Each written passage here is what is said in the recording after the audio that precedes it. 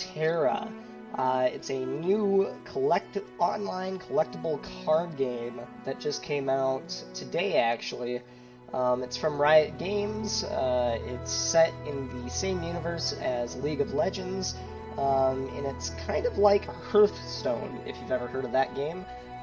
Basically, the main point of the game is to collect cards, build decks, and then battle other players, both real-life players and AI-generated enemies. And when you're battling them, you have a chance to earn XP, which can then be used to buy or earn more cards for your deck. I've been playing it on and off over the course of the last day or so.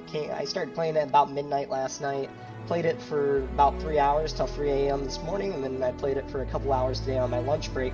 It is a really fun game, it's very addicting, and I'm really excited to show it to you here today. So without further ado, here, let's get started. I've never actually played a online collectible card game. I never played Hearthstone, never really got into it at all, but I always was kind of interested in it. I liked reading stories on like Polygon or Kotaku or Rock, Paper, Shotgun about Hearthstone, and so when I heard that this game was coming out, I was kind of excited because it's a new game that I can hop into and kind of get in on the ground floor and learn a little bit more about the genre of game, whereas with Hearthstone's been out for like 6 or 7 years, and as a new player, it's kind of intimidating coming into something like that. Alright, so to begin the game here, I'll just kind of maybe walk you through step by step. So at the beginning of the game, you get to select your hand, so I can take a look at these and then replace any cards within this hand with my deck. You start out with 4 cards, and then at the beginning of each round, you get a new card. And the goal of the game is to play cards to attack the other side and to cause damage to this thing, which is called a Nexus. Each Nexus has 20 points. And if you destroy the enemy's Nexus, you win the game. If they destroy yours, you win the game, and you can use, oh, so the timer's running out for me here, so I have to make a choice. So he played a Precious Pet. It's always really good to play, like, a low-level, character or minion card, or I forget what exactly they're called. So I'll play a similar one here. Same thing, Precious Pet. And so you go back and forth. So right now he's in the attack phase, so he could attack me or try to attack my Nexus if he wanted to, and he would do that by putting his character card down here in sort of the play zone, and then I could either let him kill my Nexus by 2 points, or I could block him with my spider that I have. One thing to note on this game is you have attack or damage numbers, and then you also have health. And so the orange here that you see is your damage, and the red is health. And so if my spider was to go up against his spider, they would both just kill each other, and we would it would basically exit each other out. So I'm gonna play a Legion Warrior. In a second. So the Legion Rearguard here, he's got 3 attack and 2 health, but he can't block other people. So basically, he's only good for attacking. He's not really good for defense.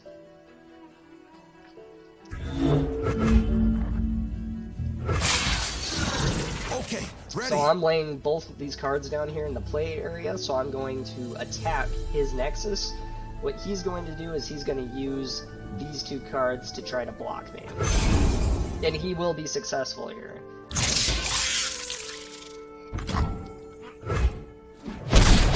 Maybe not. So he decided to save his Shark Chariot. I'm not exactly sure what happened. I think that his card was a special card, so it did something by him not sacrificing it. I know what lurks in the shadows. In any case, I was able to get through his defense line and actually attack his Nexus, and so you see that it went down from 20 to 18 there.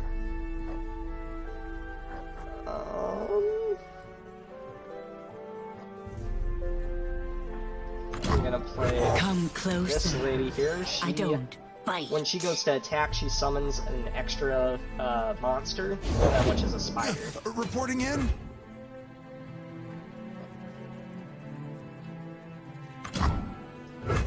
What's that noise? Weak-willed fool. One of the things I love about this game is just like, look at the board that you're playing on. Like, it doesn't look like any game board I've ever seen. And you have these cute little pets that you can have.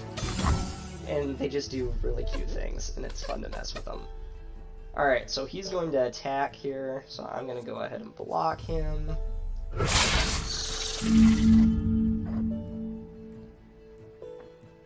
And that should be it. They got past So me. our cards destroyed each other, and so he wasn't able to really do anything to me. I wasn't really able to do anything to him, and so it was kind of just like a draw that round. Who's my favorite? It is you. So Yes. since I played a precious pet spider, this lady, she's like a spider queen or something. I am not exactly sure on the lore of League of Legends because I've never played League of Legends before, but basically she affects this card by summoning and attacking Spiderling and leveling up everybody else's Spiderlings. So it looks like this guy is going to try to drain one from a unit to summon a Spiderling. So he's going to kill me because all he has to do is inflict 1 damage on here and I'm going to be dead. And so he's going to kill my precious pet and then he will have a spider then.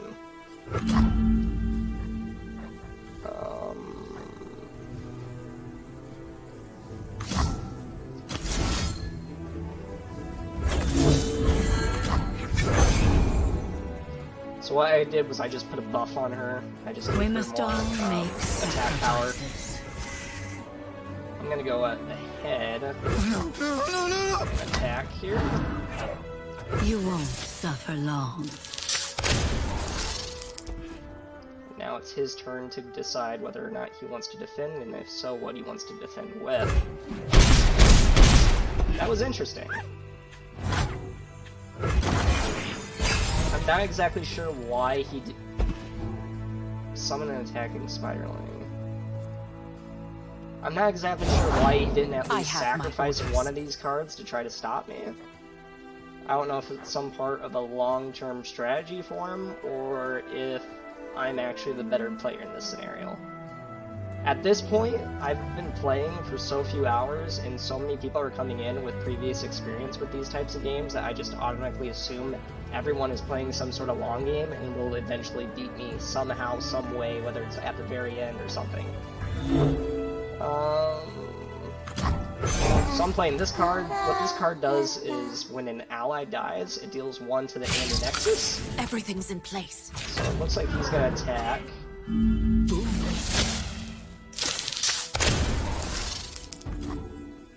So what I'm gonna do... You have to get me out of here! What's your hurry?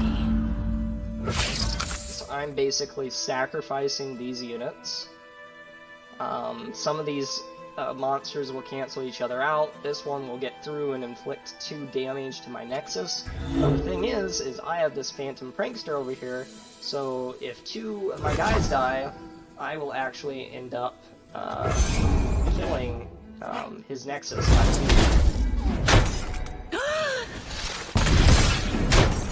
Damn it! Get him! Get him! There we go. So now he brought my Nexus down to 17, 17, 10, and onward to the next round.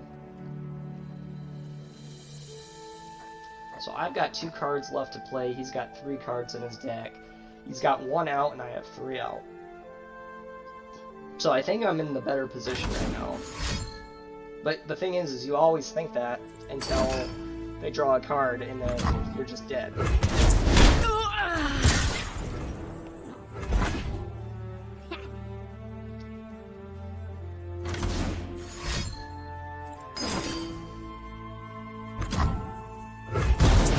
No fair. So he had a bunch of spells left to play, and so he was able to play those spells and kill 2 of my characters right there.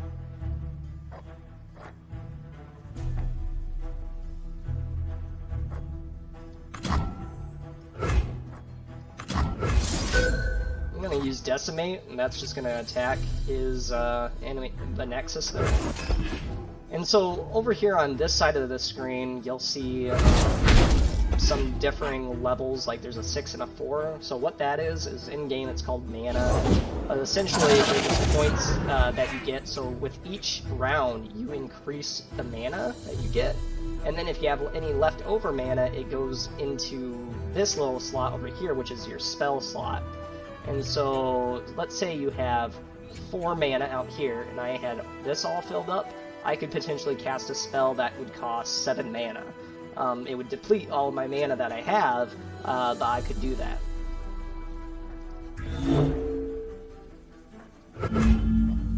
So I don't have enough mana to play that, because I only have 4 mana, and this card, if you look up in the lower upper left-hand corner there where it says 5, that's how many mana it would cost for me to play that card. So I can only play this card, which is a 3. I'm gonna go ahead and stun an enemy. I'm gonna stun that guy.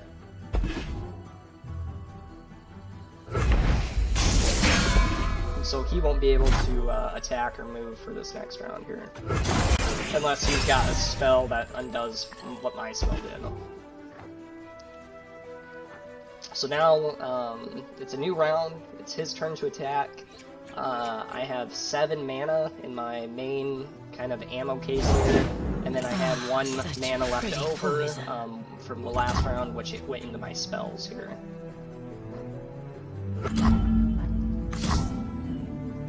So what is this? He wants to stun me. I'm gonna go to, so I'm just gonna buff this guy here. There we go. So I was able to buff this spider up with both defense and offense.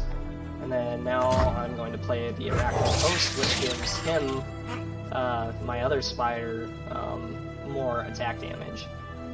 So there's 3 cards on the field. If he attacks, I could defend with 2. I wouldn't be able to defend with this one because this one is paralyzed.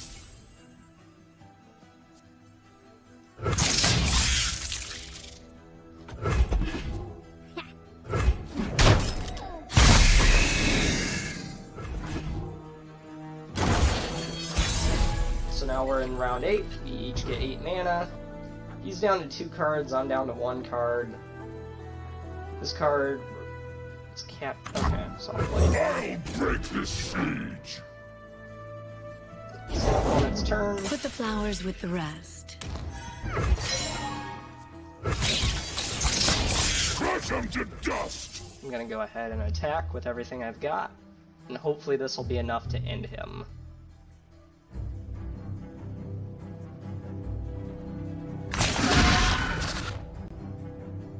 I don't think it will be. I think he'll sacrifice all of his cards here.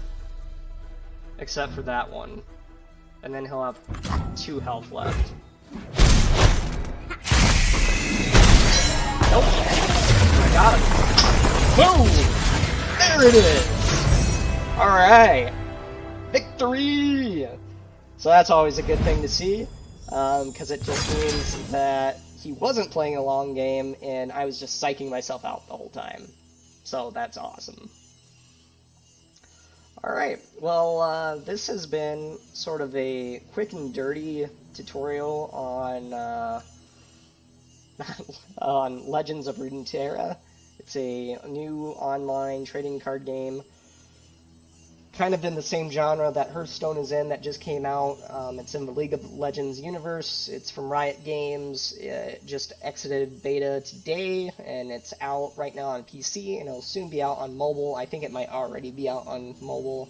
But a lot of people are telling me that this might be sort of one of the next big, I guess, online esports crazes. We'll see where it goes.